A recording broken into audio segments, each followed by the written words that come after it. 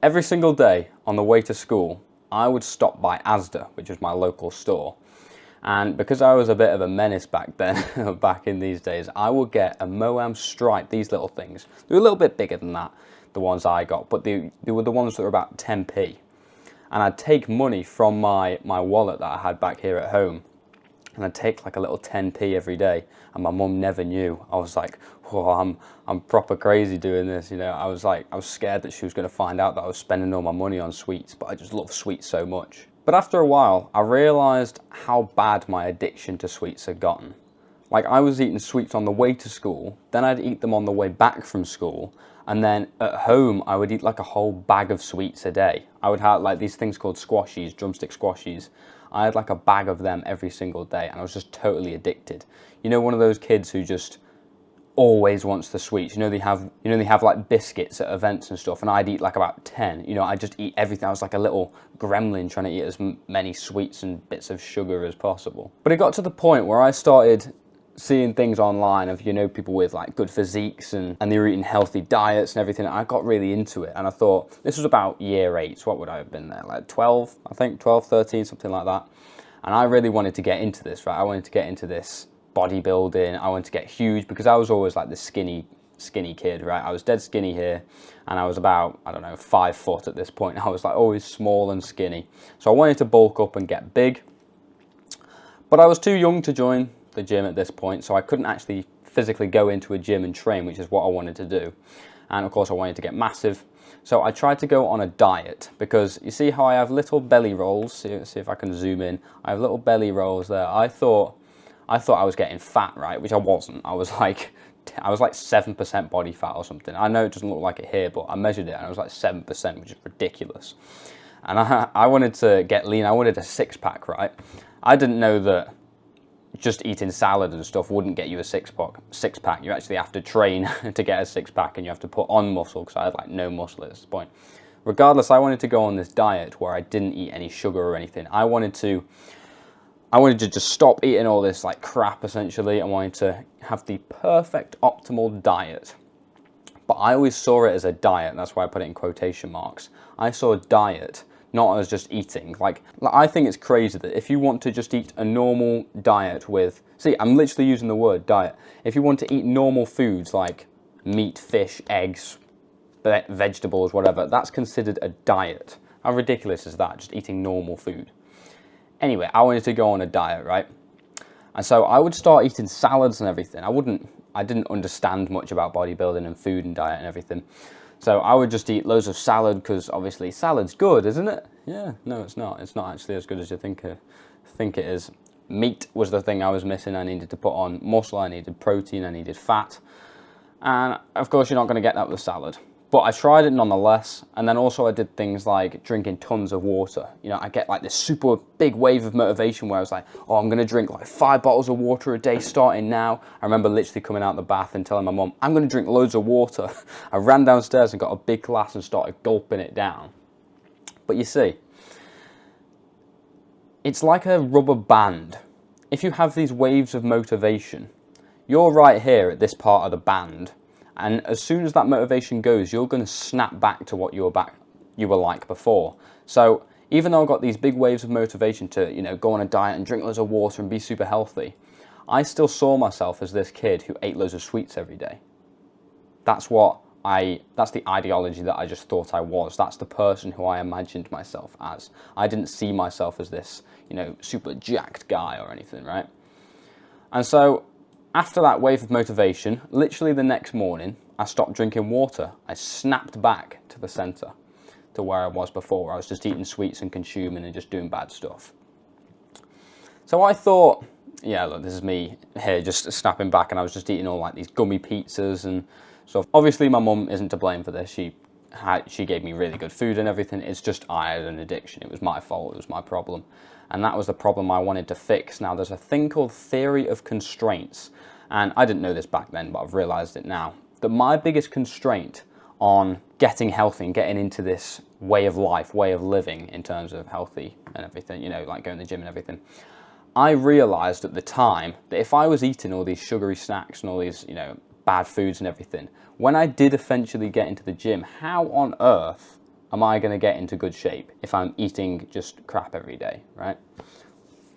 Didn't know anything about calories then, calories in, calories out. I didn't know the fact that, you know, fat doesn't make you fat. It's an excess of calories, and you can actually put on weight and lose weight and stuff if you eat bad food, although I would not recommend it because your heart might fail at age 44. So the theory of constraint for me, or the main constraint for me, was the fact that I was eating these bad foods, or that's what I thought it was.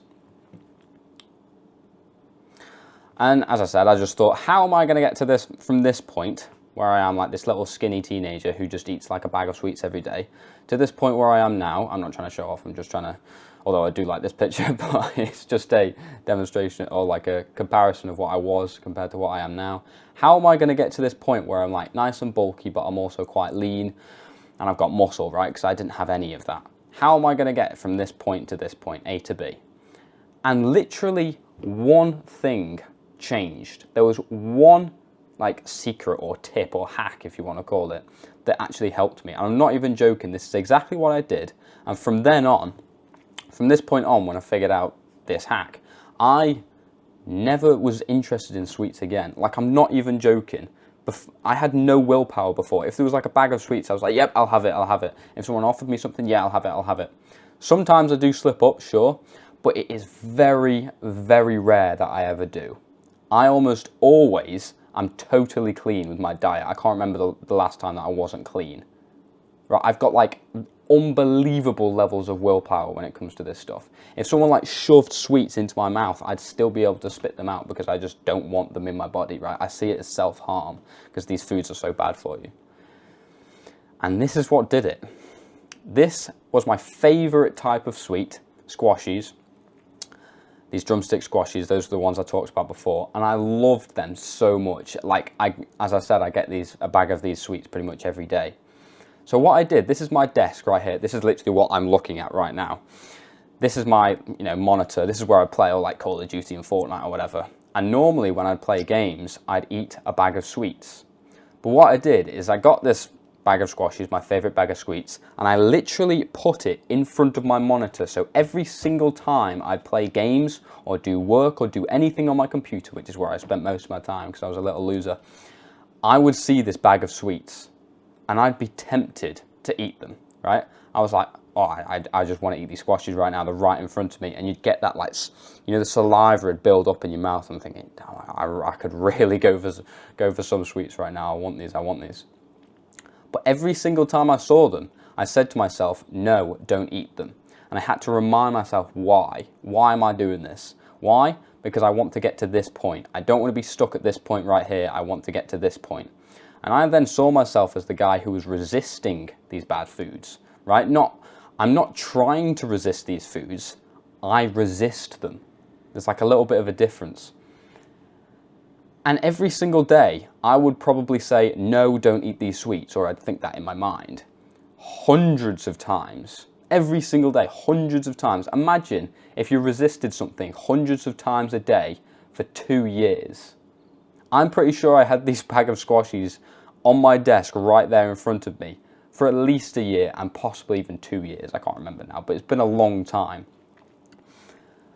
And so you know how lots of people say when they throw out the sweets, like when they're trying to get onto a diet or whatever, like get rid of all the food in your house. What happens when you get out your house? You haven't been faced with these desires for these sweets or chocolate or whatever you want to put in front of you. You haven't been shown them in real life. Just because they're not in your house doesn't mean that you're not going to want them. So whenever you go out, maybe you go to like Mackey's or something with your mates, or your gran offers you some chocolate cake, you haven't built up any willpower at all, literally none, because you haven't been faced with the challenge, right? You haven't been faced with the desire. But for me, I'd said no to these sweets hundreds and hundreds, thousands of times. So when anybody offered me something, it'd just be the exact same thing in my mind to go, oh, no thanks. And that'd be it, done. Right? Even if someone offered me about 1,000,000 times, your gran goes, oh, do you want some chocolate cake? Oh, do you want some cream with it? Do you want this? Maybe you want some milk with it? Do you want this and this? And I'm like, no thanks, no thanks. I'm good. And it got to a point, literally it only took me about a week, and I didn't care anymore. I didn't even think about it. right? They were just a part of my room the same way my speaker is, right? Or this door right here. It's just there, it's part of it. These desires for these sweets were no longer a thing in my mind. How mad is that? Because for literally years, I always struggled with this. I was always like, oh God, how do I get out of this position that I'm in? How do I stop eating bad? And you know, you have like, I'm like watching my iPad or something, I'm watching like YouTube or whatever, and you have like a bag of sweets on the side of the sofa, and I'm just like, you know, rummaging in them, getting one, getting another, and then I'm like, nah, stop eating them now. And then I go back in for more and go back in for more, because I had no willpower. And now, I don't think about them at all, right? Because I've just said no to them so many times. And that is literally it. Try it, just go and get your favorite sweets or chocolate or whatever, the one thing that you love so much, say it's, I don't know, like a bourbon biscuit or a custard cream, or maybe it's, you know, some Galaxy minstrels or something, right? And just whack it in front of the place that you'll see it most often. Because for me, it was my computer, because I was using it all the time. Put it there, maybe it's the end of your bed or whatever, or on the sofa, I don't know. And just leave it there and vigorously look at it and say no.